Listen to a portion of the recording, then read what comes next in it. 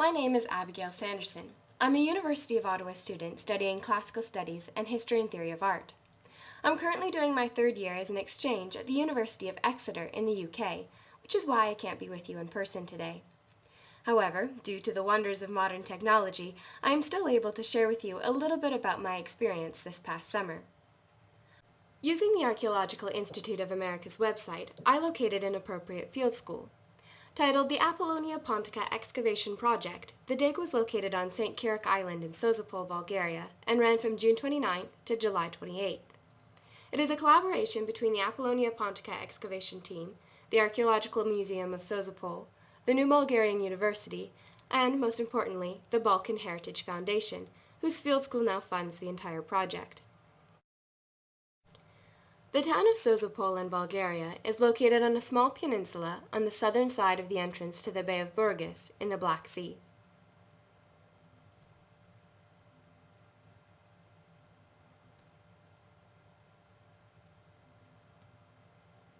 Originally a true island, St. Kirik is now connected to the mainland Old Town Quarter by an artificial breakwater, which provides easy access to the site by car or by foot from Sozopol, a thriving resort town known for its sandy beaches and historic buildings.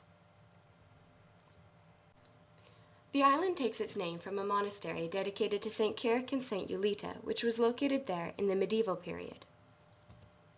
As well as hosting the monastery, the island has also been home to a fishing school and later the Bulgarian Naval Academy. A military zone for almost 100 years, the island has significant infrastructure with over 30 buildings scattered across its surface. Demilitarized in 2005, most of the buildings were abandoned and have fallen into a state of disrepair. Thankfully, though, there are still enough serviceable structures to house finds and equipment storage areas, as well as facilities for workshops and activities. There are plans to renovate several of the buildings in order to create a larger museum for the town, as well as more permanent areas for storage, conservation, and restoration work. These plans center around the Naval Academy building, pictured here, which is the oldest on the island and a very beautiful building, though rather unfortunately located directly on top of the site, most likely destroying whatever was underneath, and making its renovation more difficult because of the excavations which extend right to its base. The region around Sozopol is ideal for settlement and seems to have been continuously inhabited from prehistory. In 610 BC, the Greek city of Miletus founded a colony on the peninsula where Sozopol is now located, a settlement originally called Apollonia Pontica, after the patron deity of its metropolis.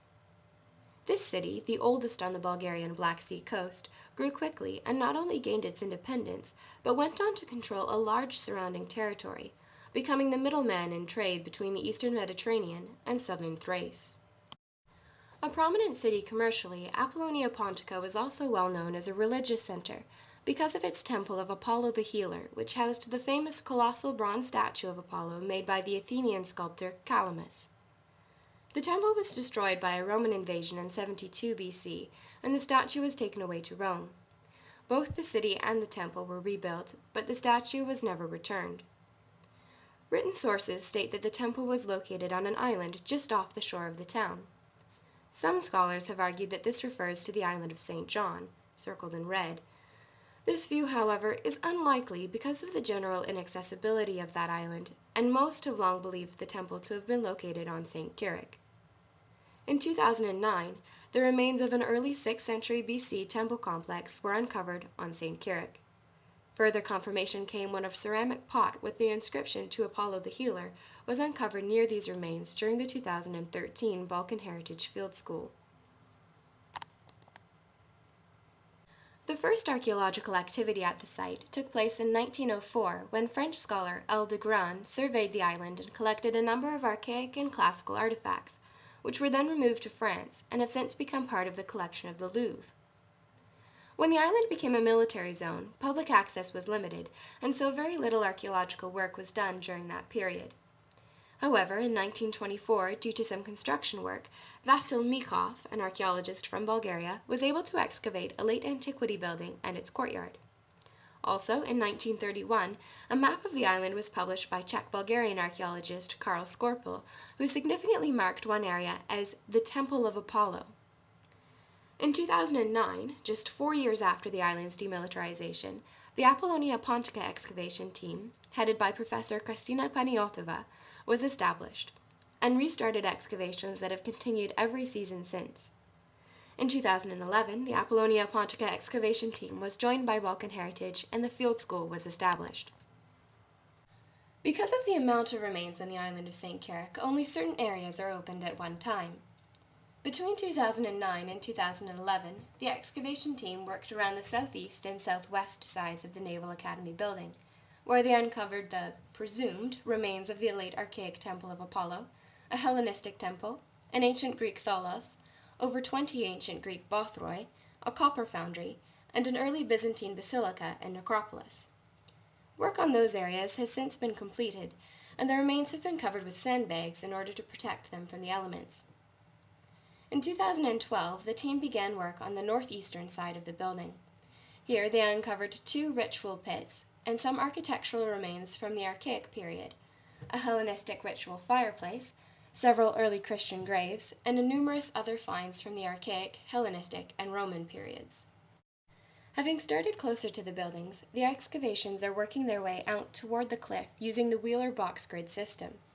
Due to the location of certain features, however, some of the bulks have had to be removed, so it's not a perfect collection of squares anymore, but rather a conglomeration of different rectangular shapes. The division of workspace created by the implementation of the Wheeler box grid system allows for an easy and clear division of the workforce and an organized system of supervision. The excavation team consisted of Kristina Paniotova, the dig director, Teodora Bogdanova, the project director, Naidan Prahov, the project coordinator, 4 field supervisors, half a dozen Bulgarian workers, several visiting specialists, and over 30 participants, including a number of alumni from previous seasons. Each supervisor was assigned between 3 and 6 participants and up to 3 squares. Because of the multi-session nature of the field school, the participants in each team fluctuated depending on the session, though the effort to maintain continuity between sessions and even between seasons, through the dispersion of the alumni, was consciously made. The field school itself was made up of 3 components: fieldwork, instruction, and excursions. For the fieldwork portion, we worked on the site from 7:30 a.m. till 1 p.m., 6 days a week. Here we learned how to use different tools, to take and calculate elevations and coordinates, to fill out labels and context sheets, to take proper pictures of squares, finds, and contexts, to make vertical and horizontal drawings, and, my personal favorite, how to keep a detailed and professional archaeological field journal. In the afternoon, for the instruction portion, we had lectures and workshops, in which we learnt the history of the site and worked on finds processing, documentation, including drawing, cleaning, and sorting, conservation, and restoration of artifacts. We also had on-site lectures in the morning at the beginning of each session, which dealt with the more practical side of excavation training. For the first 3 weeks, my team worked in squares S4 and S5 simultaneously, and then in the last week moved to T4, a new square directly to the east. This last square is actually triangular, as it goes right to the cliff edge, a cliff created during the construction of the breakwater when they dynamited parts of the island to use as building materials.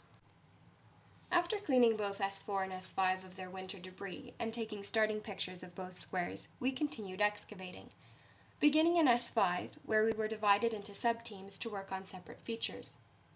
My sub-team was assigned to continue the excavation of a ceremonial pit begun during the field school 2 years ago, and where, last year, the pot with the inscribed dedication to Apollo had been found. This pit extends from S5 into S4, and, as a result, the bulk between the 2 squares had been removed in previous years. Because the pit had already been open for 2 years, it was very nearly finished, and we were working only on a small area at the bottom of it. We found a variety of pottery fragments, metal remains, and a quantity of scattered animal bone mixed with areas of charred soil. I had the privilege of excavating the only remaining special finds from this context, 2 ceramic vessels left at the bottom of the pit, East Greek cups from the 6th century BC. After finishing the excavation of the pit and two other stone features in S5, we drew and recorded all contexts. Then we moved to work in S4, where we finished recording exposed contexts, and then began removing mechanical layers from the two squares, working north to south. In S5, these layers were sterile, and we were able to close that square. At the end of the second week, we found the lower portion of a human skeleton in S4, which extended into the bulk. It was for this reason that in the second 2 weeks, T4 was opened, so that we could follow the skeleton into the bulk in the next square. Unfortunately, a modern cable trench had been dug right through the grave, causing significant damage to the skeleton's upper body, many parts of which must have been removed completely, along with the entire left leg. The right leg and pelvis, however, along with several ribs, one arm, and 2 fingers, appear to have been preserved in situ outside of the cable trench. I, along with the other members of my team, worked to carefully expose and record the skeleton before removing it. We were then able to close S4 and continued on with removing mechanical layers from the rest of T4. The only other features in this square were a grave, excavated last year, in which my teammate found a coin, and a modern concrete feature supporting an iron girder. We reached a sterile layer in T4 at the same level as the neighboring squares, and so were able to close it by the end of the season as well. On the last dig day, we tidied all of our squares and took final pictures of them before presenting them to the rest of the participants and the instructors. One additional task that I and a number of the other participants spent a great deal of time working at was the rebagging and relabeling of finds in storage from previous years. This was necessary because the plastic in which these finds had originally been stored was deteriorating. The bags were falling apart and their labels were fading. Our task was to carefully transfer the contents of the entire storage room, one bag at a time, to newer, stronger bags, copying new labels for them, and returning them to their proper boxes and shelves. This, obviously, was essential to the preservation of information and was time-sensitive. It was, however, quite difficult, as most of the labels were written in Bulgarian, and we did not have enough Bulgarian speakers to keep up with the writing. Therefore I, with a written version of the Bulgarian alphabet next to me, joined them in copying out labels. Miraculously, we were able to finish the entire storage room before the end of the season. On July 16th, the streak of perfectly good, though at times intensely hot, weather, which lasted for practically all of the day, was broken by one massive thunderstorm, which started at 2:30 a.m. and continued without stopping for almost 12 hours. Such continuous heavy rain completely flooded the site, filling all of the squares with water and weakening some of the bulks as the water pushed against them while trying to flow through them to drain downhill. Both the workers and the students worked to bail out the squares using buckets and hoses. 2 working days were lost because the site was too wet, and much work had to be done to clean up mud and debris after work resumed. But the bulks dried out well and solidified again without collapsing, and no features or finds appear to have moved during the disturbance, so no major damage was done. Many things were found over the course of the excavation. Large quantities of mass materials and a number of special finds were collected. These special finds included a variety of human and animal bones, several pieces of East Greek pottery, 2 ceramic lamps, the remains of a bronze dagger and other bronze metal fragments, several coins, a number of small ereboloi, a clay horse figurine, a terracotta penis, and what appears to be the hilt of a dagger carved as a lion head out of unknown material, among others. Though none of these is perhaps as newsworthy as the pot with the Apollo inscription on it from last year, they are all still important. The most significant find of the season, however, was perhaps not an artifact but a feature. Over the course of the excavation, pieces of a large stone structure were uncovered, a structure that appears to run through several squares, meeting at a right angle corner in one of them and taking off in another direction through several others. Although it is not yet known what this feature is, the size of the structure and of the blocks themselves indicate that it must have been at least somewhat important. In conclusion, the 2014 excavations continued to unearth artifacts and features that confirm the long and popular use of the site. While some discoveries match finds from similar sites around the Black Sea, helping us to create a pattern, others are unique and will provide material for very interesting and potentially important study, the result of which is yet unknown, but which is exciting to anticipate. Future fieldwork will continue with the excavations on top of the island and perhaps move to other areas as well. Specifically, the large stone structure I uncovered this year will continue to be excavated and documented. Also, hopefully, in the future, funds will be available to continue post-excavation work with the processing and analysis of all the finds already in storage, and will lead to a comprehensive publication of the site, which will help further the general study of archaeological history in the area. Overall, it was an amazing experience. I learned so much about archaeology, more than I ever could have done in a classroom, and I made so many good friends. Really good friends. I'm incredibly grateful for this experience, and I can't wait to go back. I would like to express my deepest thanks to the Archaeological Institute of America, not only for having me present today, but more importantly for awarding me the Field School Scholarship in the first place, which allowed me to participate in this rewarding and perhaps life-changing experience. Thank you.